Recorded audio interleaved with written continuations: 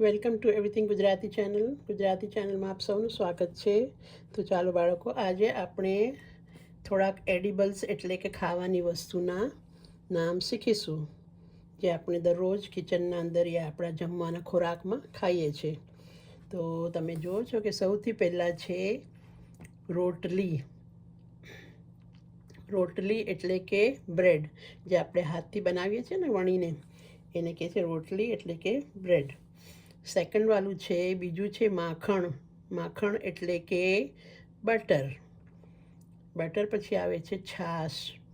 છાશ એટલે butter milk, જે આપણે દહીંમાં પાણી નાખીને વલોવીને બનાવીએ છીએ એને છાશ કહીએ છીએ. તો છાશ એટલે કે બટર મિલ્ક. પછી છે ઘી. ઘીને આપણે પ્યુરિફાઈડ બટર કહીશું. પ્યુરિફાઈડ બટર, જે આપણે છાશમાંથી માખણ કાઢીએ ને, એ માખણને આપણે ચૂલા પર રાખીને ઉકાળીએ તો એમાંથી ઘી બને છે, એને આપણે કહીશું પ્યુરિફાઈડ બટર એટલે કે ઘી. પછી આવે છે દહીં. દહીં એટલે યોગર્ટ યા કર્ડ. તમે યોગર્ટ પણ કહી શકો છો અને કર્ડ પણ કહી શકો છો. આ દહીં જે છે એ શેમાંથી બને છે? દૂધમાંથી. તો આપણે દૂધના અંદર થોડુંક એવું મેળવણ નાખી દઈએ, દહીં જરાક એવું, તો એમાં એ જામી જાય એટલે દહીં બની જાય છે દૂધનું. ઠીક છે. પછી આવે છે પૂરી. હવે પૂરી જે છે એ પણ આપણે રોટલીના જેમ જ વણીએ છીએ, પણ આપણે એને શેકતા નથી, પણ આપણે એને તેલના અંદર ફ્રાય કરીએ છીએ, એટલે એને કહે છે fried bread. Puri is a fried bread, તળીને બનાવીએ છીએ. પછી છે મધ. મધ એટલે કે હની, બરફ.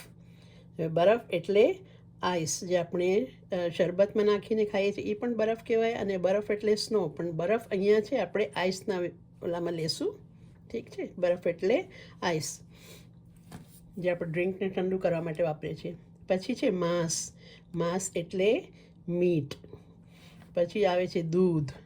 તો દૂધ તમને ખબર છે આપણે ચા યા કોફીમાં નાખીએ છીએ, તો દૂધ એટલે મિલ્ક, એ તો તમને ખબર જ હશે. પછી આવે છે તેલ. તેલ એટલે ઓઇલ, જે આપણે બધું રાંધવા માટે વાપરીએ છીએ.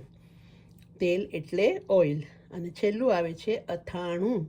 અથાણું એટલે કે પિકલ્સ, જેવી રીતે કેરીનું અથાણું આપણે બનાવીએ જ ને, એને કહે છે પિકલ્સ એટલે કે અથાણું. તો આ બધા હતા એડિબલ્સના નામ, જે તમે વોકેબ્લરી તરીકે પણ વાપરી શકો છો અને એમાંથી સેન્ટેન્સ બનાવી શકો છો. ફરી મળીશું બીજા વિડીયો સાથે.